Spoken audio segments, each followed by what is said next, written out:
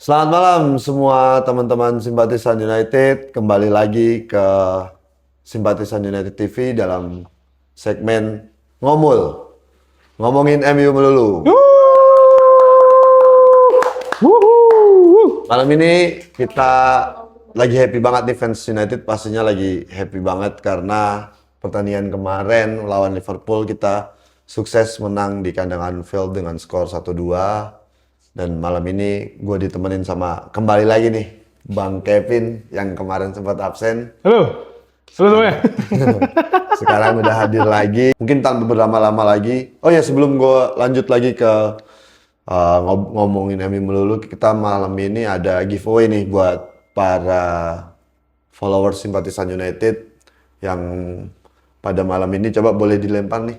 Udah ada budgetnya ternyata ya. Kita ada satu TWS nih buat teman-teman yang Buat ini pelari culture kan biasanya butuh boleh TWS kan buat denger lagu yang pace larinya nggak seberapa itu kan. Jadi kita malam ini kita bakal ngasih giveaway dengan beberapa pertanyaan tipis-tipis saja tentang komunitas. Tapi nanti ada di tengah ataupun di akhir. Ya. Pantengin terus podcast kita di segmen kali ini. Oke? Untuk pertama nih, buat Bang Kevin. Apa mau tuh? nanya nih, MU Liverpool gimana menurut lo pertandingan kemarin 90 menit yang sangat mendebarkan pastinya buat kita semua. Jujur waktu pertama kali mulai kan udah menit kedua kita udah bisa ngejebolin ya. Yeah.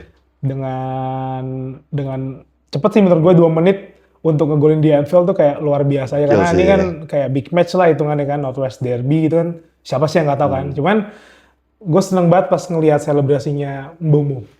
Mengingatkan gue waktu Salah ngegolin di Old Trafford terus dia sambil gitu terus dibalikinnya sama Mbeumo. Tapi ya gue nggak tahu itu bener apa nggak, cuman ya udah itu lucu-lucuan aja. Kayak dia nonton cuplikan zaman dulu dia kan. Iya, makanya wah seru banget sih kalau ada mah bisa dimasukin. Cuman kalau biasa sih susah ya guys ya gitu.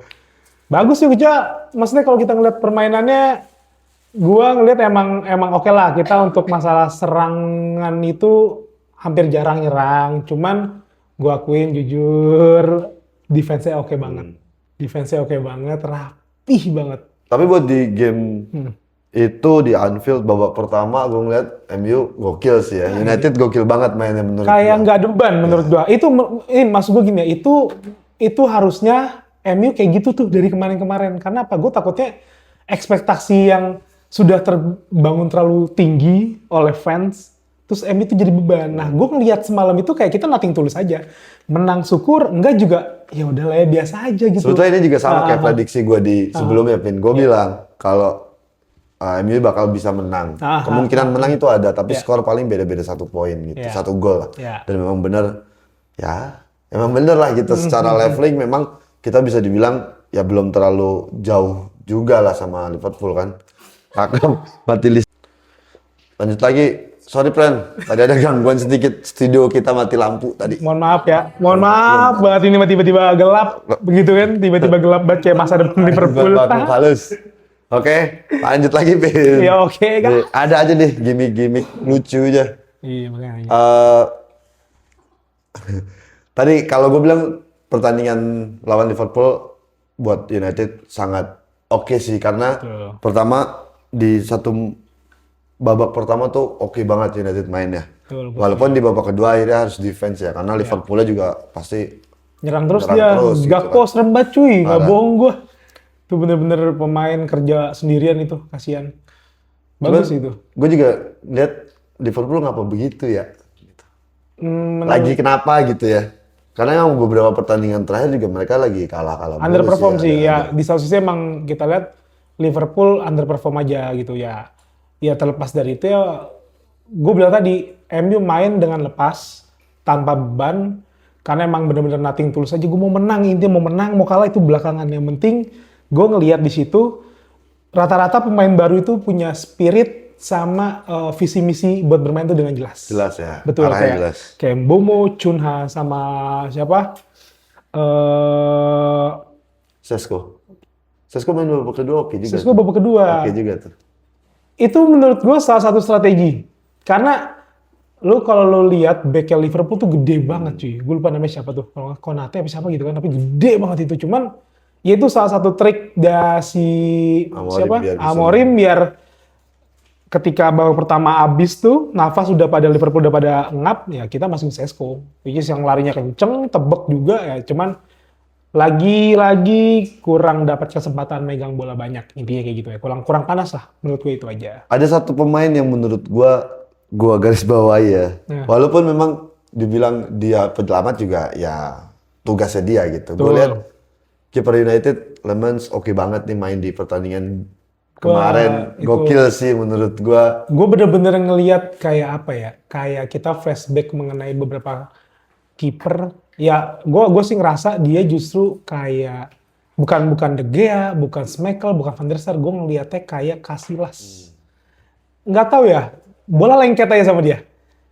Kayak kiper, ya kiper klasik aja lah. Ya cuman itu yang harusnya sih dibutuhin sama MU. Gue dari dulu nggak pernah setuju sama kiper yang bisa ngambil serangan. Karena lu ngapain ngambil serangan dari kiper kalau misalnya depan sama tengah lu sama depan tuh rapih sebenarnya. Klasik banget. Cuman MU butuh kiper kayak gitu. Kita belum bisa move on dari kiper terakhir ya. De Gea gue akuin gitu loh. Gitu kiper klasik banget yang nggak bisa build serangan. Cuman untuk perihal defense, jelas ya ini namanya kiper itu kan garda terakhir ya untuk penyelamatan bola ketika ada serangan dari lawan.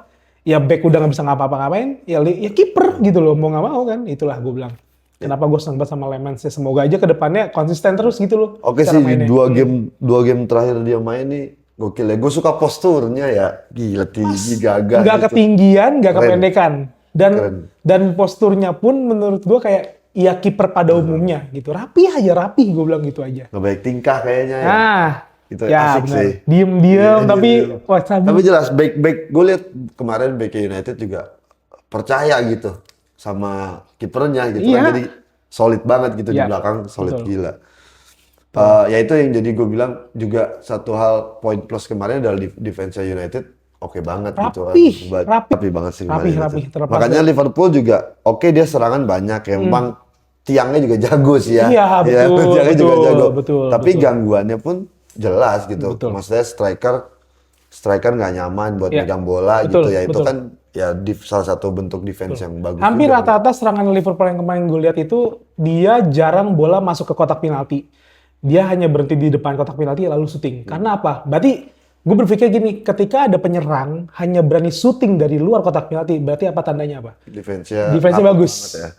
Jadi dia banyak kok peluang-peluang kayak salah tuh depan gawang kayak orang kena gendam kayak anjir ini kenapa ya bolanya kemana? Gue kalau jadi salah juga kok gue underperform banget ya. Ya karena mungkin press yang dikasih sama pemain belakang MU juga jelas gitu betul, dan dia ya nggak bisa ada opsi passing. Dia mau nggak mau dia harus shooting gitu kan. Itu padat banget itu back MU ya. Mau lu bilang defense terus nggak apa-apa ya emang tugasnya back begitu gue bilang. Ya cara bermain kan gitu. Betul. Ya kita juga harus akui ketemu tim sehebat Liverpool, sejago Liverpool, ya hasil akhir yang menentukan gitu. Mau main bagus tapi hasil akhir yang mau lu main ball position menang sedemikian rupa ya Dian. Hasil akhir. Ya hasil akhirnya kalah kan ya udah. Gue bilang United cukup bijak gitu kan. Dia bermain ya komposisi pemain gue mungkin secara apa ya lengkap belum sekuat Liverpool tapi dia bijak gitu kalau emang harus defend dia defense gitu. Main pakai serangan balik ya gue bilang oke sih gitu. Ya tadi gue udah janji Vin buat ngasih TWS buat teman-teman yang ada di podcast kita nih buat teman-teman. Udah ada budget sekarang, udah ada budget. Baik. Apa itu? Itu tuh TWS tuh apa buat apa gitu? Ini bisa buat lari-lari dari kecil. Buat pelari-pelari yang lagi ini ya. Oke, baik buat dengerin lagu ya. Buat dengerin lagu. Iya.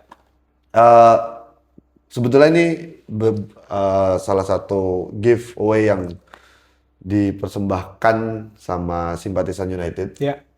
Untuk teman-teman follower Simpatisan United. Ya pertanyaannya sih nggak ada yang susah ya Pin ya. Nih simpel-simpel aja kali ya. Simpel aja lah gitu. Satu pertanyaan ada satu pertanyaan buat teman-teman semua.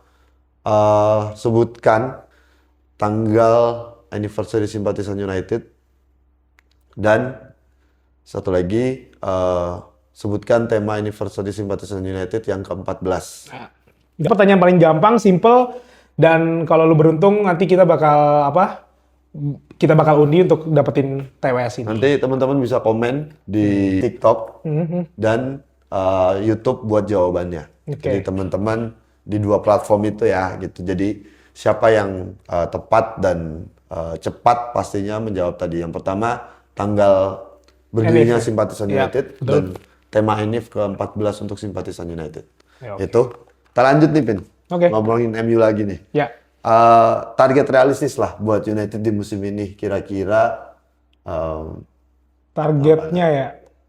Sebenarnya ya gue balik lagi ya. Gue sama aja kayak fans yang lain. Mungkin gue udah ke arah terserah deh, nothing tulus aja. Yang penting minimal 4 besar tuh cukup.